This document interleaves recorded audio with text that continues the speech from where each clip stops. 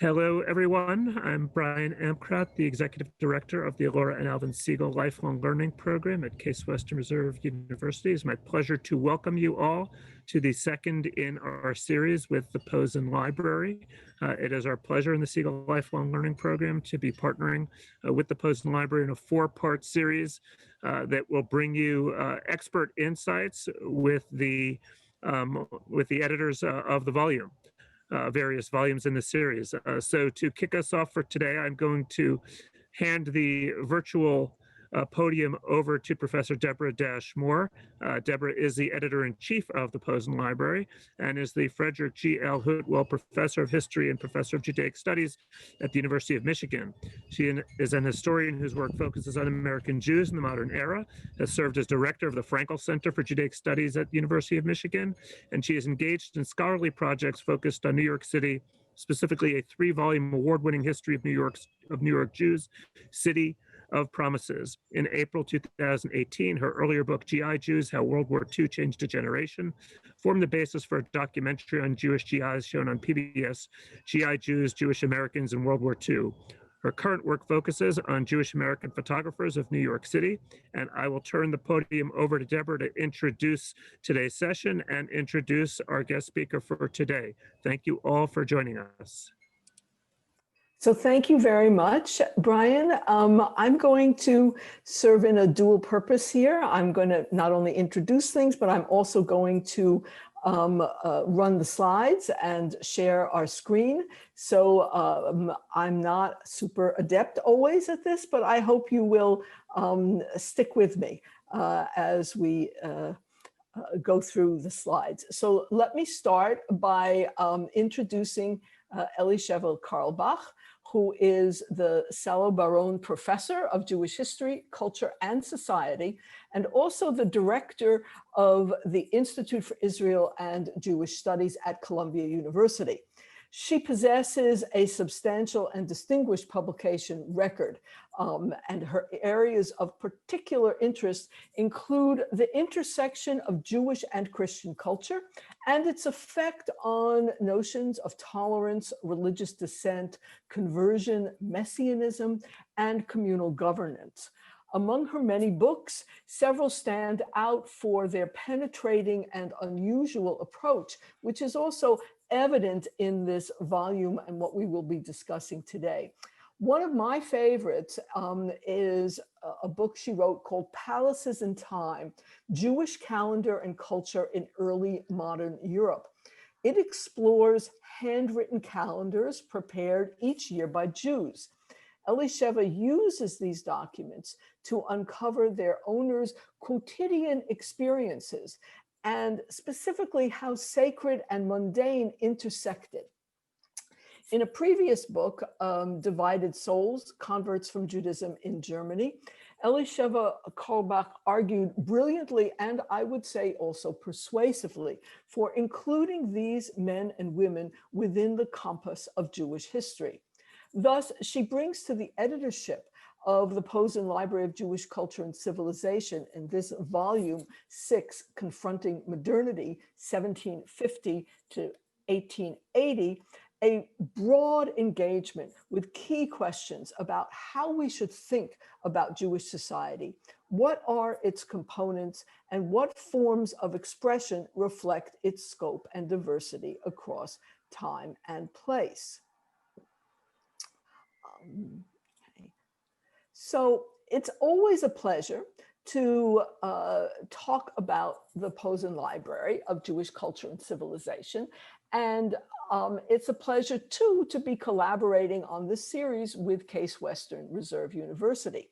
Last week, for those of you who were present, we discussed sources in the final volume of the Posen Library, that is to say, volume 10, which covers the years from 1973 until 2005. This week, we're moving back in time to examine elements of a crucial era, the years from 1750 to 1880. That mark the entry of Jews into the world that we call modernity. In both cases, The sources included in the Posen library illuminate the incredibly rich diversity, complexity, and breadth of Jewish culture and civilization. There are so many surprises within the volumes that we thought it would be fun to start with a short video that also brings a taste of contemporary Jewish music. So let's see if we can do that.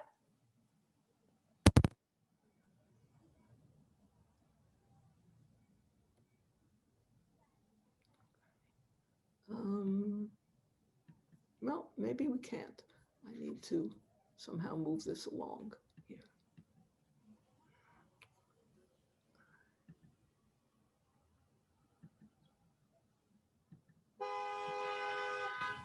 Here we go.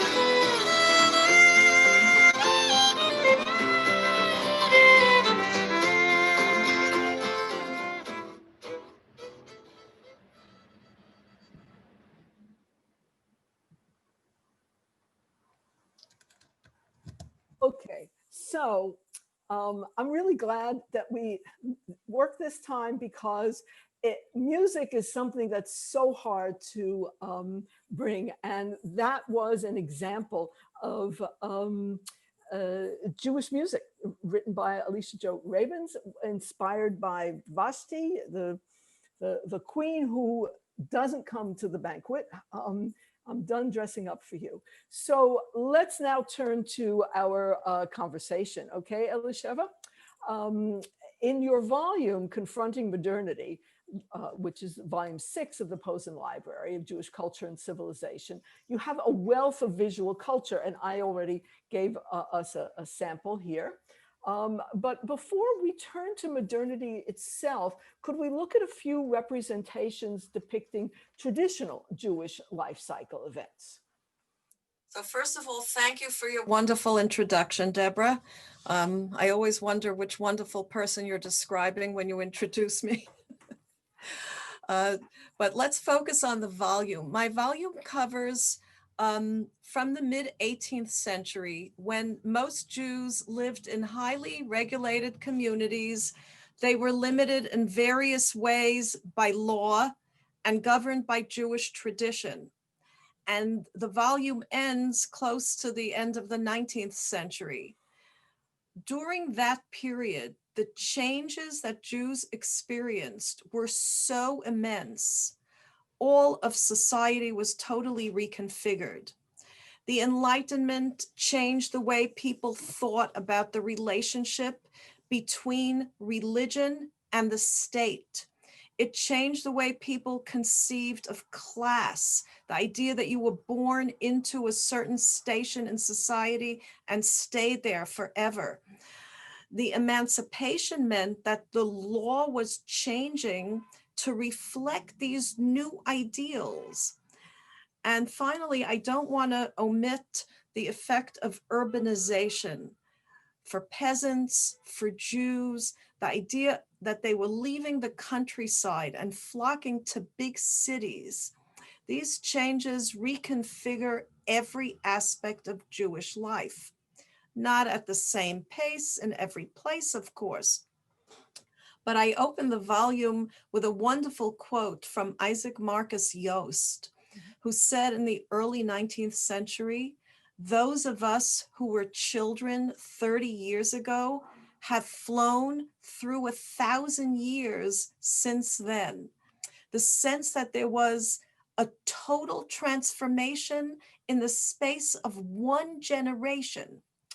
So this is unique in this period, that sense of everything is changing at a very rapid pace. And what we want to do today is focus on what these radical changes meant for Jewish women. So I thought we would begin our conversation by using some of the many beautiful depictions of traditional scenes that we have in the volume. Remember, the volume opens in 1750. Most Jews lived extremely traditional lives. And what I wanted to do was use some of these images to also point out how differently gendered traditional society was.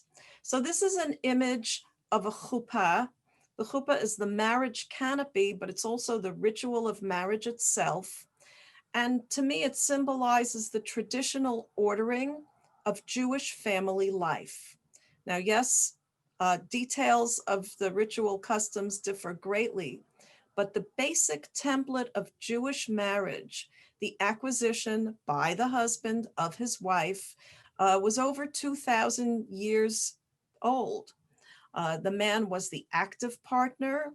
Only he could initiate a marriage, and only he could effect its dissolution.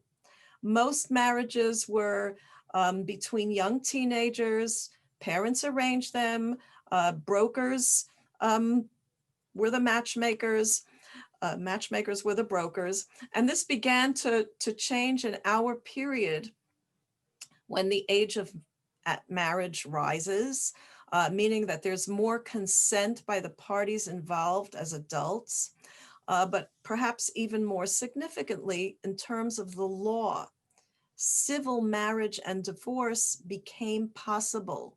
The state begins to recognize and register legally marriages that are not performed by religious authorities.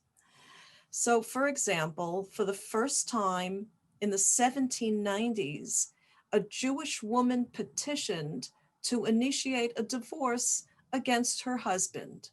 Rachel Luzzatto Morsheni found herself married to a man almost 20 years her senior who had been unfaithful to her. He had syphilis, and he refused to divorce her. She petitioned and eventually won the right to a civil divorce in civil court, which ultimately led to her obtaining a religious divorce. The two are not exactly the same. So that was the first time this happened.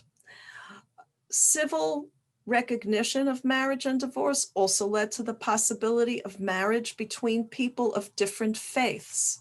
And although this was quite rare until more recently in the 20th century, whether people thought of these developments as positive or negative, it was undoubtedly absolutely transformative. The idea that you could envision certain arrangements that could absolutely not have been possible some decades earlier. So I want to move on now to another object that we have in our volume. This is a Torah Binder, known to German Jews as a Wimpel. They were often made from the cloths used to swaddle babies.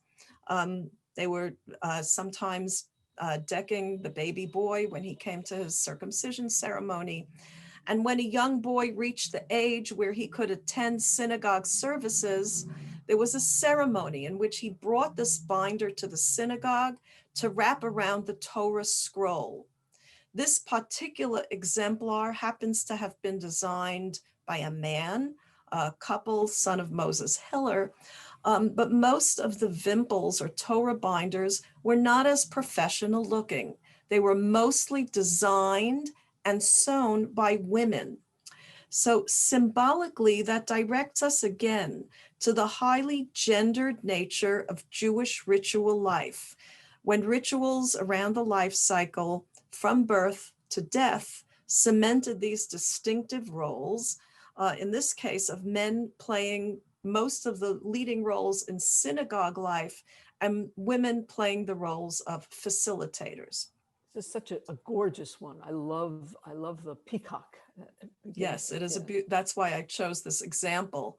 But it's actually much fancier than many of them, which tended to be, you can see that they were homespun, so to speak.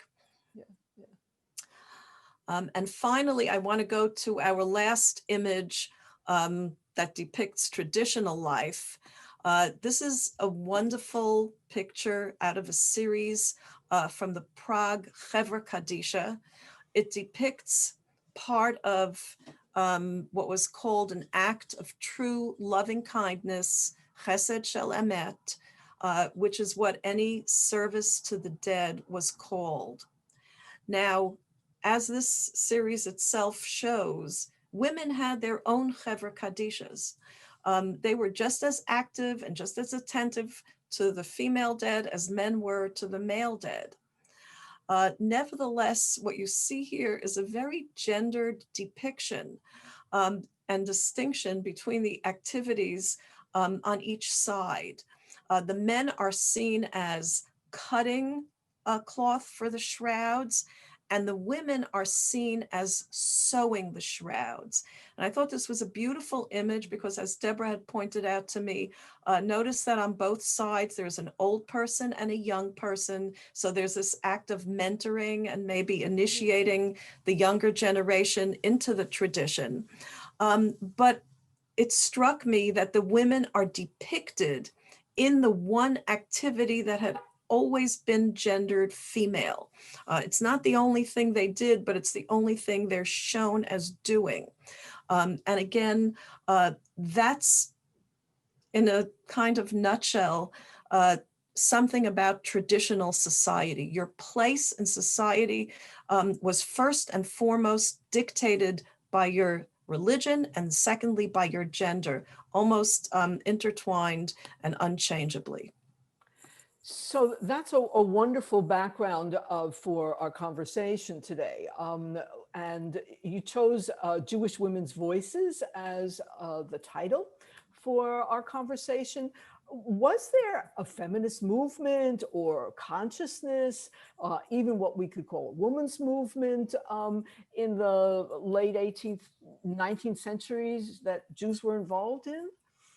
So I used the term voices. I did not use the term movement with deliberation because there was really no collective movement on the part of women, Jewish and non-Jewish.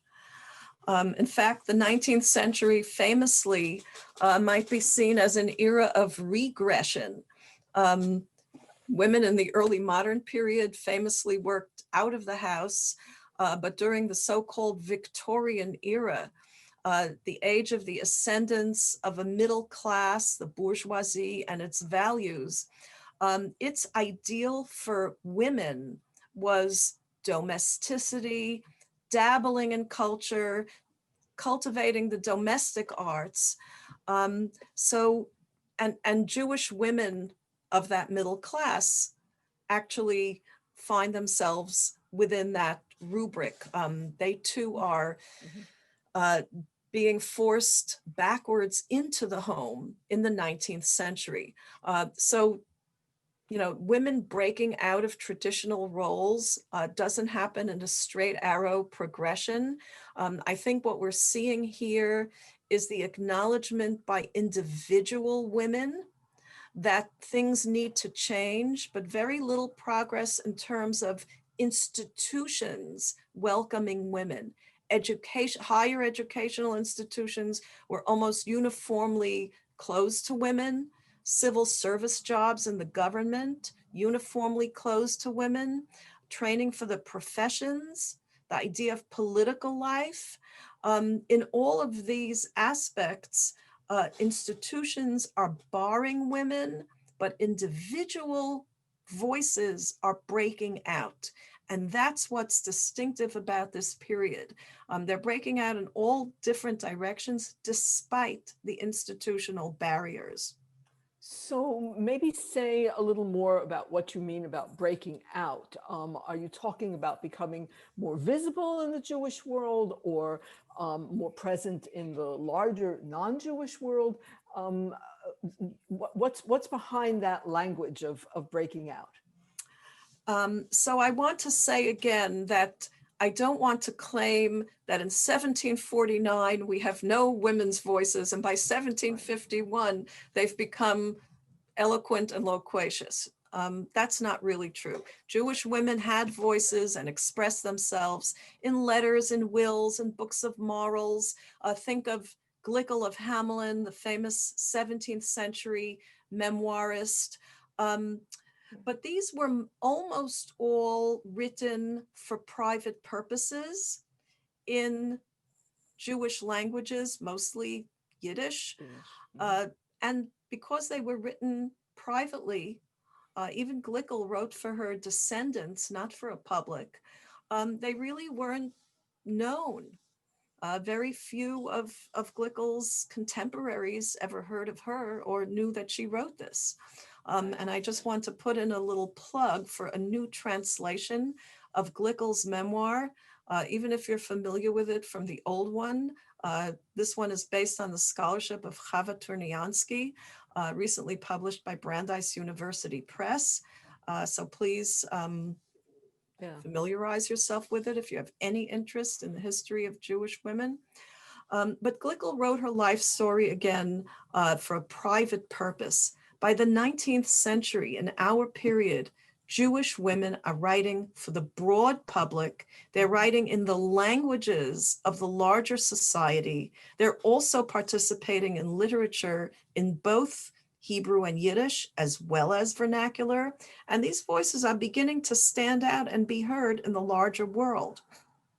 So do these Jewish women also agitate for change within the religious sphere in this period? So again, on an individual basis, I love this picture. So Me too. the audience will forgive me if I invoke it. But this is Maurizi Gottlieb's Jews praying in a traditional configuration in a synagogue. And you notice that the women's gallery is separate from the men's. And on first glance, you would actually think that this is about the men in the center of the picture who are carrying a Torah and praying, with the women's gallery kind of off in the back. Again, as ancillary to what's happening front and center. But if you focus on just what's going on inside the women's gallery, you see something very different. It's full of life. Women are conducting their own business. They have their own agency, their own voices, their own things that are going on. In fact, while some of them seem to be conferring with one another about what's happening inside the men's section, you'll notice that others are not paying any attention to it at all. There only seems to be one woman in the back there praying, and then there's another one standing. Mm-hmm. She may have been the women's prayer leader, the Viersagerin, or maybe now I'm thinking that's a charity box. Maybe she was collecting charity. Yeah. Mm-hmm. By the way, women collected charity in the women's section for poor women. So even in this very traditional depiction of a traditional scene, you see some movement about women being far more active players than we traditionally tend to think of them. But in terms of moving forward into the 19th century, we see the transformation of tradition even more explicitly. So I want to begin with one very interesting example. These are different language covers of a modernized version of a very traditional genre. Trinus, prayers of supplication, were something that women prayed. They uttered it at special moments in Jewish women's lives. The conventional Siddur, for example, did not have a prayer for when a woman went to the ritual bath to purify herself. It didn't have a prayer for many when a woman was pregnant and wanted to pray that her child should be born healthy. You can open up a conventional Siddur and you'll not find anything that is appropriate for those types of women's life cycle events. Trinus fill in that blank. They begin to appear in written form with the age of print. They probably go back to the Middle Ages as an oral tradition. But what Fanny Neuda does is she modernizes this tradition, and she publishes in German. That's the first cover you see all the way on the right. And then in Judeo-German, in 1855, her Hours of Devotion, which were such an absolute raging hit that by 1866, they had been published and translated into English, and her work was reprinted close to 30 times in the 19th century. This was a real bestseller. So it shows you how women are taking something that was traditional, updating it for modern times. She was a writer of other things as well, stories for Jewish children, very important in terms of fashioning Jewish identity. So here's an example of somebody who is not starting a movement, but she's moving things forward in a certain direction within the religious tradition. Another voice I want to mention is not a woman's voice, but the son of a rabbi who recalled his father giving lessons in the women's section of their synagogue in Provence, where he was born. And he felt that women were not being given enough of Jewish education to allow them to move forward. He noted that in his parents' generation, women had no religious education at all. Religion for them, he says, was entirely material.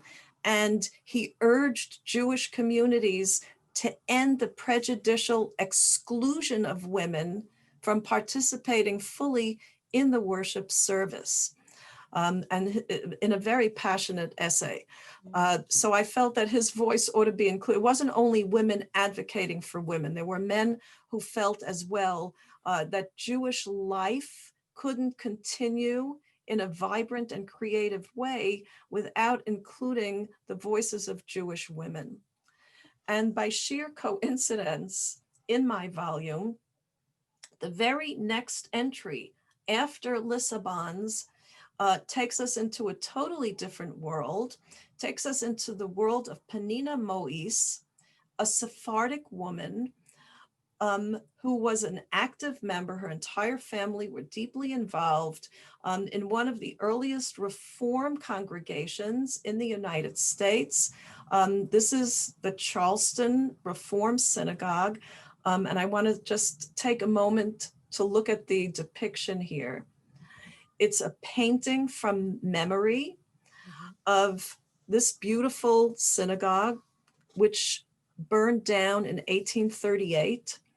And one of its other staunch members, Solomon Nunez Carvalho, painted this picture from memory. That was in 1838. In 1840, photography was invented, and he became one of the early and brilliant photographers who went with John Fremont out to the West, and his photographs constitute some of the earliest American photography. So I just wanted to give him a little plug as well. Especially he takes photographs of Native Americans. Of Native Americans, of Africans. Very interesting. And they're very moving photographs, and they really distill and preserve aspects of the culture at that moment that would not otherwise have been preserved, certainly not photographically. And so back to Penina Moise. Here we have a woman who answers the call for participation in Jewish religious services by renewing them in certain ways. Penina, together with another Sephardic woman from Charleston, founded a Jewish religious school, one of the first in the United States. And she wrote a collection of hymns in English because she wanted everybody to be able to understand and participate. She was actually the first Jewish woman in America, as far as we know, to have published a collection of poetry. So I put a few selections from her hymns in the volume. Hymns for humankind's self-knowledge, essentially an appeal for human humility. Hymns for the various holidays, including Passover, celebrating, bondage hath ceased and freedom's feast was now being celebrated by Jews, divided by space, but linked by fate and feeling. She's such an interesting figure, Penina Moise. One of the things that the Reformed Society of Israelites, which her brother was, involved with and led, and she joined, was the creation of a revised marriage ceremony, right? We began with the Chuppah, and in this revised ceremony, they give the bride words to speak, right? So that's a sign of their radicalism. But she's also a really complicated figure. I mean, here she is in Charleston in 1867. She celebrates, Jews' freedom from bondage. But what about the battle over slavery that had just been fought in the United States? So as far as I could tell, Penina's family was deeply entrenched in Southern culture. They supported secession, which essentially meant upholding slavery. And even though I haven't found writings from her specifically on that, she does appear to have been embedded in that worldview. As appalling as it may seem in hindsight, the fact is that Jewish women can be found on both sides of the divide. And that means that they were deeply integrated into their surrounding society. So on the one hand, we have somebody like Ernestine Rose, who was born in Eastern Europe, emigrates to New York.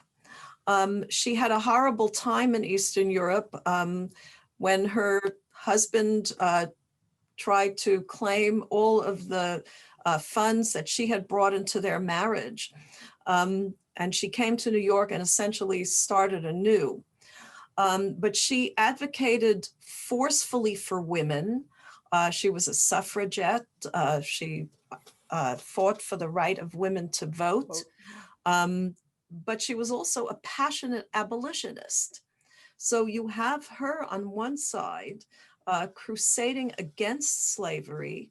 And then you have many Jewish women in the American South who were, as we said, deeply embedded in its culture.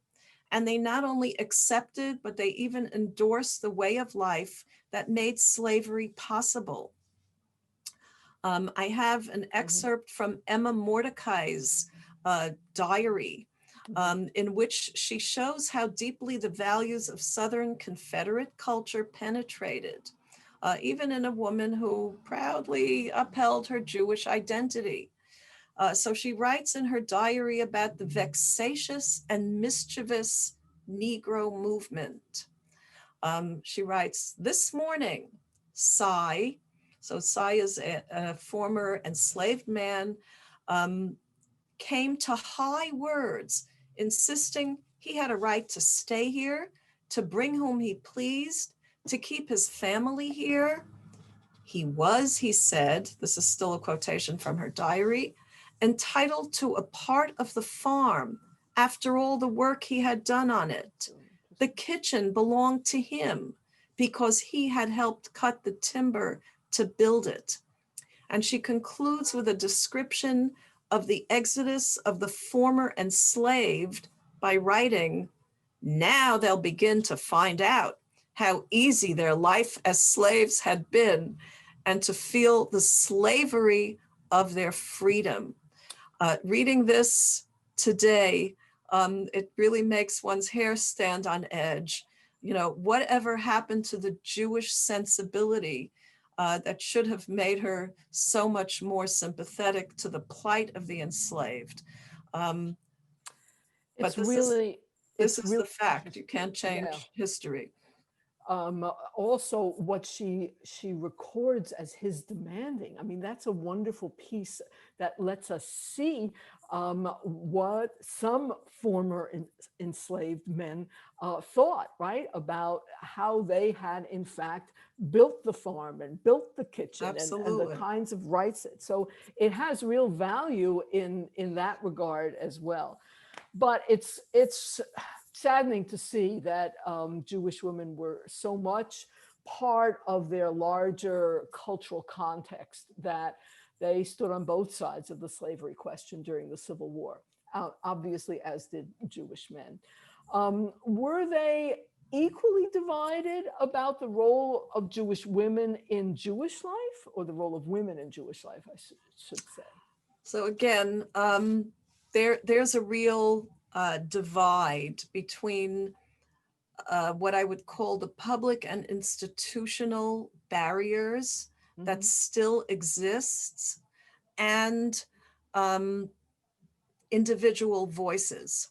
So we already mentioned Ernestine Rose, who spent decades fighting for the right of women to vote, and interestingly and personally for her, she fought and succeeded in introducing legislation that allowed women to keep the assets that they brought into their marriage if the marriage dissolved and during the marriage.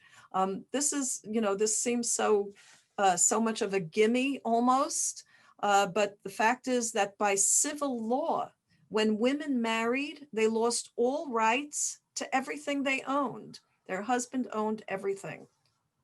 Right. And just to look at a different part of the Jewish world, in the second half of the 19th century, you have somebody like Rosa Gabay in the Ottoman Empire, who writes in Ladino from her home in Istanbul, urging Jewish women and girls to seek their own advancement, because she writes, the men are not going to do it for us. If we want to have a place in the world, we're going to have to fight for it, and we're going to have to earn it. It's not going to be given to us. And I just want to say finally, something that caused a tremendous amount of heated give and take in Eastern Europe. The two editors of Polish Jewish journals or newspapers, Uri Kahan and Alexander Zetterbaum, wrote editorials promoting the education and opportunity of girls and women. And their advocacy produced such a storm of reaction that they felt they had to apologize, and they did so by saying, our Jewish grandmothers were wonderful women. We weren't trying to in any way diminish their importance by advocating that women today might have other needs. So there were many Jews who embraced Western culture, but opposed an expanded role for women. There were others who saw this as an age of greater opportunity and wanted nothing more than to overturn the old order, and including women in their more expansive view. So there's a real variety of voices, but there's no movement. Okay, so Jewish grandmothers come to the rescue, as it were. Yes. So we noted before the turn of Jewish women to writing, not just privately, but for an audience. What can you tell us a bit about Jewish women in the literary world? So I'm just going to say a few things because our time is growing a little bit short-ish. Right, it is, yes. I want to pull out another Luzzatto name. This is an Italian Jewish woman who was born into that eminent Italian Jewish family, the Luzzati. She was one of the early Jewish women to write poetry in Hebrew. And she writes a beautiful poem, which Deborah put up here on the screen. And I'm just going to read the final lines here. It's not the whole poem. She writes, I've looked to the north, to the south, east, and west. In each, a woman's word is lighter than dust. Years hence, will anyone really remember her name in city or province any more than a dead dog's? Ask. The people are sure. A woman's wisdom is only in spinning wool. And she signs it, wife of, instead of putting her own name, she signs it as wife of Jacob Morpurgo, stillborn. The sense that her voice, even though it had been alive and vibrant in her lifetime, would not somehow carry forward in the same way as male poets would have. And I thought that was very sad.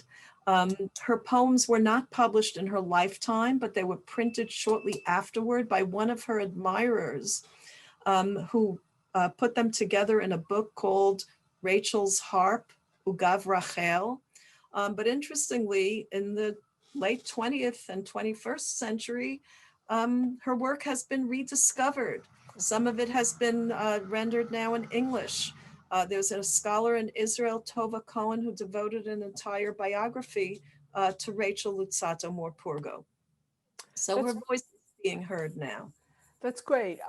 So obviously women wrote in a number of different languages, and one of the wonderful aspects of the Posen Library is its extensive translations from these different languages into English. What about some Jewish writers in English? Could we jump to them, or? Absolutely. Okay.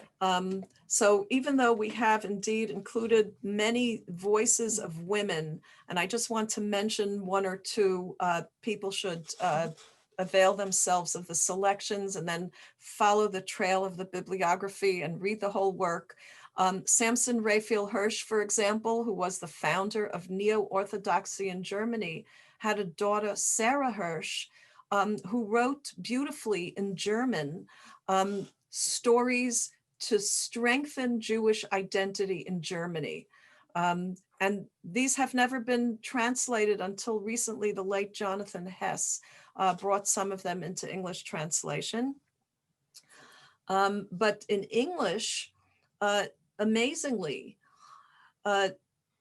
two of the most important and early Jewish writers in English were Sephardic women. So Emma Lazarus, famous, shown here, in the United States, and somewhat less well known because she lived in the United Kingdom, Grace Aguilar. So here are two Sephardic women who are writing beautifully in several genres in English. Of course, Emma Lazarus is most famous for her poem, which at this moment in history seems perhaps more relevant than ever. You know, her famous poem, The New Colossus, which is inscribed in the Statue of Liberty, and which ends, "Give me your tired, your poor, your huddled masses, yearning to breathe free, the wretched refuse of your teeming shore. Send them, send these, the homeless tempest tossed to me. I lift my lamp beside the golden door." These are immortal words. Again, just a few out of a rather broad body of work. Both of them were involved in Jewish religious education for women. And sadly, both of them actually died when they were quite young, still in their 30s, but yet had left behind such a rich legacy in their work. I think that Emma Lazarus's use of the language "mother of exiles" is such a Jewish understanding, because so many of the immigrants were not exiles. They could go back home again, right? But she imagines them in this very Jewish way. So I'm looking at the time also, and I just wondered if you might speak a bit about the ways in which Jewish women and men confronted modernity, because that's in your title itself.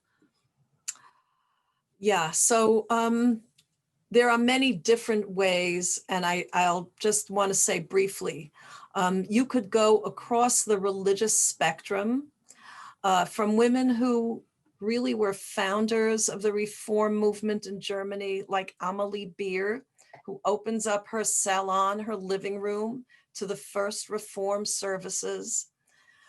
You could think about people like Rachel Webermacher, known as the Maiden of Ludmir, who was arguably the only Hasidic leader who was a woman.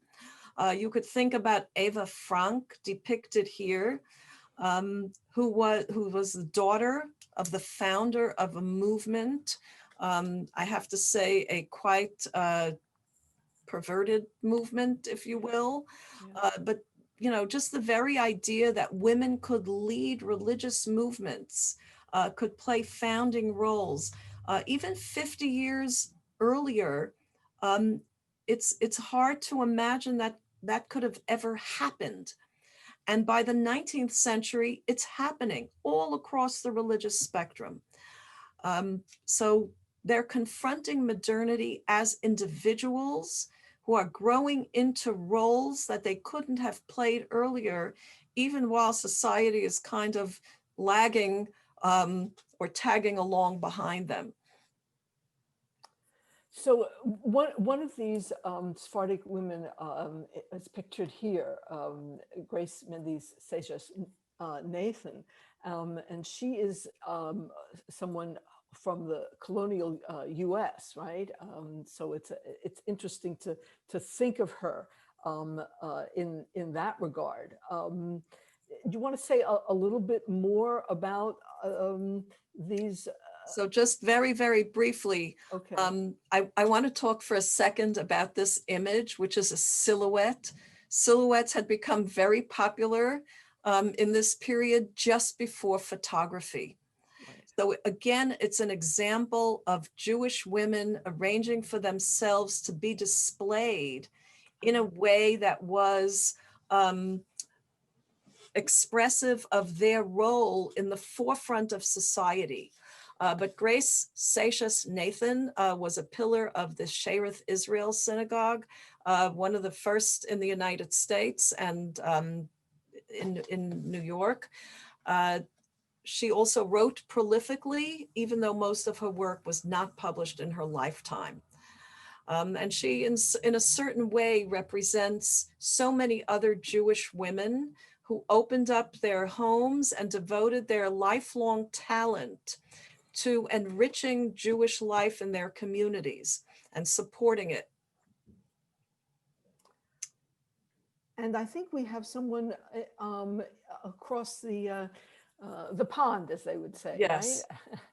So, here's another study in contrast, if you will, and in a certain way, we could say, Lady Judith Cohen Montefiore, pictured here, embodies the contradictions of the age that we've been discussing. On the one hand, here was a woman to whom limitless possibilities were open. She and her husband were among the great philanthropists ever in 19th century Europe. They were ennobled. They traveled the world. There was no luxury that they could not afford. She had every education, was cultured, and she wrote a fascinating diary of their trip to the Middle East. She describes what Jerusalem and Egypt looked like in the 19th century from the vantage point of a woman, and it's very, very interesting. By the same token, she had published anonymously initially. She just, if you look at the title page there, I don't know if you can see it, it's called The Jewish Manual, and it is by a lady. She didn't say which lady, but there weren't that many people who were actually ladies, ennobled. And it's a combination of a cookbook, an etiquette book, teaching women how to serve, not just how to cook certain dishes, but how to set a table and how to be elegant, how to be a member of society. It's such a contradiction.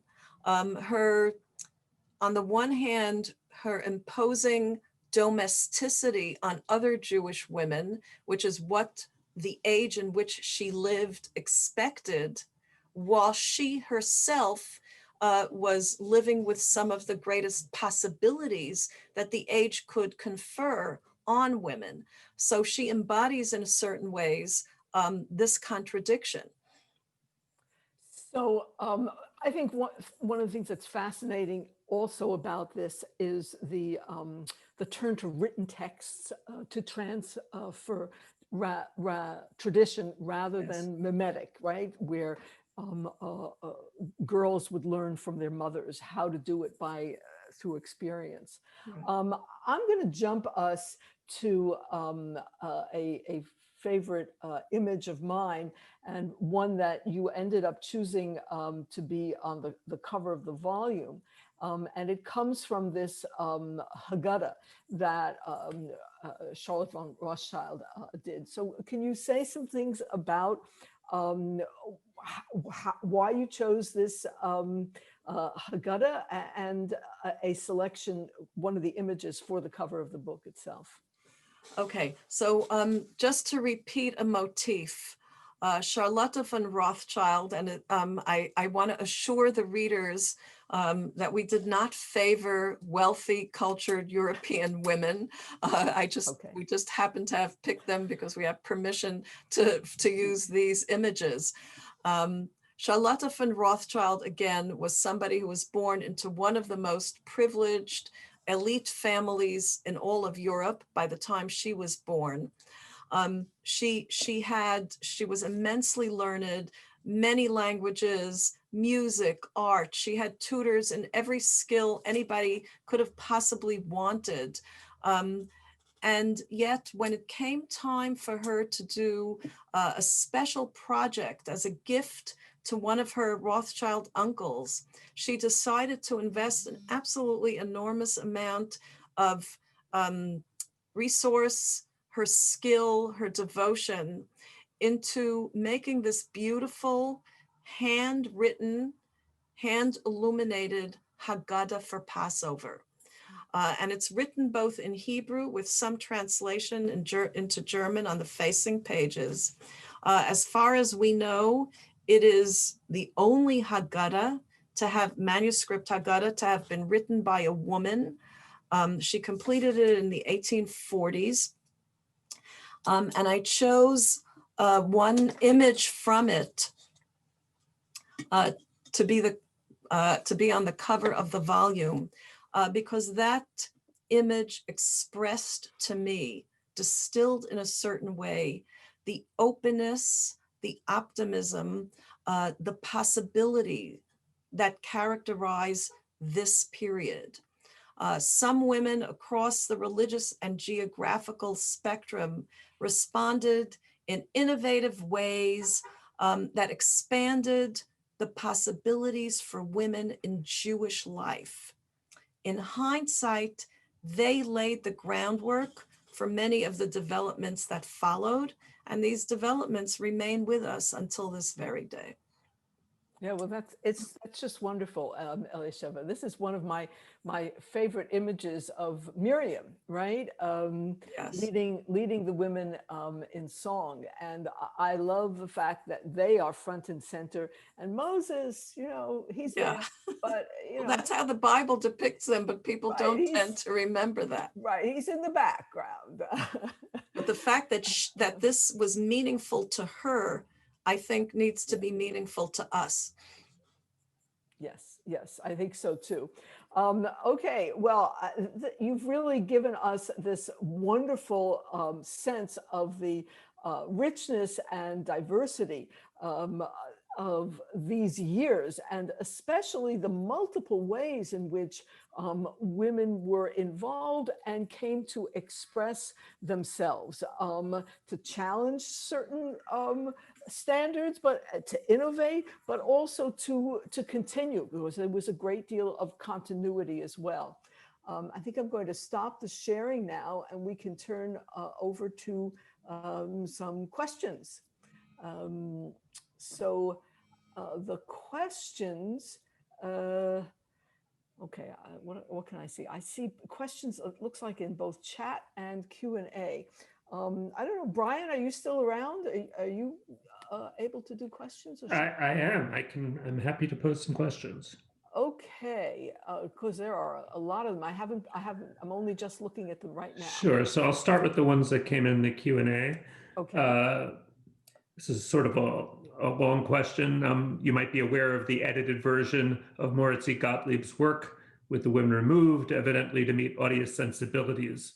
So if you are aware of that, could you comment on the removal of women's images and what it means for historical research? I am not familiar with that. In all the scholarly research that I've come across, images of women were not removed. Moreover, women play such an important role in his biography. Gottlieb is said to have starved himself to death, basically, in his distress over the loss of his first love. So again, people can chop up images in many different ways. This is not the only one that contains women. And I don't know at what point in history that was done. So unfortunately, I am simply ignorant of this, and I can't answer that. No worries. Do you think the reason Jewish women worked for changes in the public realm was of the changes urged by men to have a civil status recognized by the governments in which they lived? So yes, I think the two quests are in a certain way related. Once you make the argument that the full humanity of somebody demands their equality under the law, I think that you can't really exclude any category of people from being looked at as equal under the law. Only it takes some time for that recognition. But yes, I think, once you have liberty, equality, fraternity, you realize that equality can't really happen for all of society until it happens for everyone. So here's a question, someone who's familiar with the volume. In this volume, you include Yehuda Leib Gordon's Tip of the Yad, in which he angrily sympathizes with women's lot. He even mentions Agunot. Was he the rare male who seemed to understand this lack of equality? So I think he was one of, we mentioned some others. I spoke about Alyssa Bon and others who were men who actively, so let me say a word about what I think is happening in Tip of the Yud. Yes, it's about sympathizing with women's lot, but I think it's also about criticizing traditional society. And it's a combination of both. If you want to point out what were some of the main flaws of living under a halachic society, the status of Jewish women, particularly the example of the aguna who gets chained in a marriage that's dead, maybe to a man who may be dead, but there is no evidence or not sufficient evidence for that. This has always been something that vexed even the greatest halachists, who also sympathized with the women's lot, but somehow felt that the traditional law could not simply release them. And so Gordon is doing double work in his criticism, so to speak. Here's, I think, always an interesting question when you're doing the type of work you did. What did you find that especially surprised or perhaps even shocked you when you were doing the research for the volume? Thanks for that excellent but general question. So I have to admit that I came to this volume, like so many other people who I hope will come to the Posen Library, as somebody who was not that familiar with this period. The one that I specialize in as a scholar is an earlier period. So much that I discovered about Jewish life, again, across the spectrum, across the geographical, the chronological, the gender spectrum. All of this was news to me. And what particularly impressed me across so many different and sometimes difficult voices was the commitment to better their lot, the commitment to be a part of society that is moving forward, whether that meant Jewishly, and sometimes it meant abandoning Judaism. I know that it happened, but sometimes hearing the voices, seeing the work that emerges around those decisions, these were eye-opening things, because these are individuals who are expressing their dilemma, their choices, the sense that they really did still feel limitations. And So maybe there was all of these were news to me. So maybe there was a particular item that you came across that was just really surprising. You wouldn't have expected to see something like it. Some of the letters of rabbis that make them very human, that are in this volume. You know, these were just beautiful and moving and surprising, and in many ways, you know, I would refer the questioner maybe to the letter of Rabbi Akiva Eger. That's a wonderful letter. Absolutely. Yes, it's actually a famous letter in some circles, but it shows him to be so deeply human and feeling. It's you know, so those were some of the surprises, the things that you wouldn't expect from somebody who's known from one genre alone, and then expresses themselves in a completely different language and in a different way, showing a different side of their humanity. Yeah, this was the letter that he writes after his wife dies, his first wife. Yes, and it's really very powerful. And he's known as a great rabbinic figure, but not for right. So in the world of rabbinic scholarship, he's known for his rabbinic scholarship. But that letter is and that's not the only example we have of people writing about their own lives in ways that give us a completely new insight into them as people, as opposed to simply the subjects for which they were famous for. So we encourage everyone to go read the letter. Absolutely. Could you talk a little bit more, you know, you talked about the role of Jewish women in the arts, but were there specific areas that they were encouraged or discouraged from pursuing? Well, thank you for that question, because that's something we had hoped to get to, but didn't really have the time.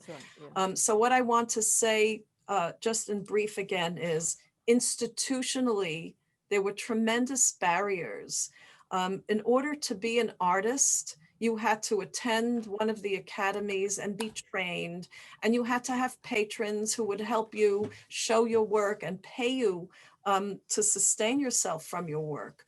And this is true in all the arts, the fine arts, painting, music, and so forth. Almost universally, women were barred by these institutions. And yet there were some Jewish women whose work we have in our volume who were so gifted and so devoted to exploring their gift that they actually painted, they paid for themselves to be educated, and their paintings were displayed in the very academies of art that wouldn't allow them to register as students. Yeah. You know, if I can go back to one of the more general question about the surprises, one of the things that you discovered and indeed translated, right, was Jewish midwives. And that had not been, as it were, on your research agenda. So that I think is really a very valuable contribution. Yes, it's such a rich subject it turned out to be, that I actually have a student who is writing a book about Jewish midwives in the pre-modern period, because they were so central to every Jewish community. There's a lot of material about them. So keep your eyes open for when Jordan Katz publishes her work, which she's written a very brilliant dissertation, and it will come out as a book one day. But yes, I decided not to spend my next few years exploring it, but just the very existence of their writing. They were record keepers, and they wrote about some of the things that they experienced. And to be able to include that into this volume was wonderful, and in certain ways life-changing. And because you realize that here are these women professionals, it's their skill, their training, their knowledge that's in demand. They are the ones who sometimes come into a Jewish community and say, you better give my husband citizenship if you want me to come and stay here. Which is great. Yeah. So there's only a few more, so let's hopefully we can get them all in the next few minutes. We have a methodological question, as there were many minority voices that you're uncovering. How did you conduct your research? How did you know which rocks to lift to find these voices?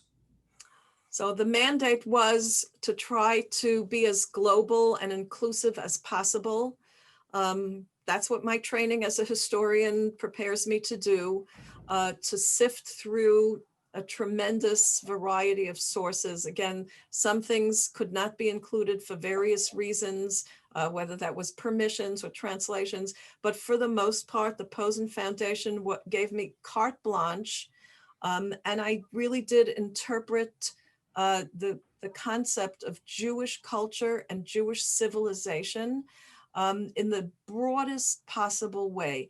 Anything that could be construed as a Jewish experience in this period, an expression of it, I tried to represent in some way. I couldn't include every voice, but I tried to put every stream of Jews and Judaism in there. And again, I leave it to the readers to judge whether I succeeded or not. When you were discussing the Jewish schools earlier, and so someone asked, why do you think it was Sarah Schenirer who got the title as the, quote, first woman to open a school for young women, if there were other women who did it before her? Good question. Okay, that's a great question. And I'll make some distinctions. She wasn't necessarily the first woman, certainly not to open a Jewish school. As we said, there were others in other parts of the Jewish world. The one that Penina Moise opened was more of a Sunday school. It was a kind of supplementary education. What Sarah Schenirer opened was a residential school, which actually took Jewish girls in. They lived in the school. and she helped shape their worldview completely. So these are very different types of schools with different goals. Sarah Schenirer in Poland was really fighting against the lack of any type of Jewish education, to the point where Jewish parents who had Hasidic sons in Hasidic courts and were sending their daughters to Catholic school to get an education. And they found that the daughters then grew up not having enough knowledge, not having enough ability to lead a Jewish life. And she felt that that was a crisis, it was reaching a crisis point, and she decided to start that school. So the last question, as we're very timely, as we're heading into the end, hopefully, of election season, did Jewish women seek the vote in their lands during the time period 1870 to 1919? So were Jewish women active in the suffrage movement? They were. Again, I have the voice of Ernestine Rose, who I mentioned was a famous suffragette, and there were others. The answer is yes. Deborah, I turn it back to you to close us out. Thank you both. All right. Well, thank you. It was really wonderful to go back in time and to look at these years of enormous change through the lens of gender, and to think about the multiple roles that Jewish women played and the ways in which they are part of Jewish culture and civilization. I mean, and to my mind, that's one of the more radical dimensions of what the Posen Library of Jewish Culture and Civilization is about. That is, that it sees women as well as men as producing this culture. So I think I have one last slide that I conceivably could share with everybody. And I'm going to give it a whirl. Yes, there it is. So this lets you know where you can obtain the volume if you wish to purchase it with a discount, or you can get it for free. It's actually www, we're missing a W there, posenlibrary.com, and go and discover these resources for yourself. We gave you a taste of the many riches, as well as the intellectual rationale for their choices that Elisheva Carlebach made when she produced the volume, but now is an opportunity for you to go to discover them yourself. So this is the informative slide in that regard. And thank you all very much for participating, as they say, in this event. And thank you, Elisheva Carlebach, very much. Thank you, Deborah. Well. Yeah. We had a wonderful editor-in-chief.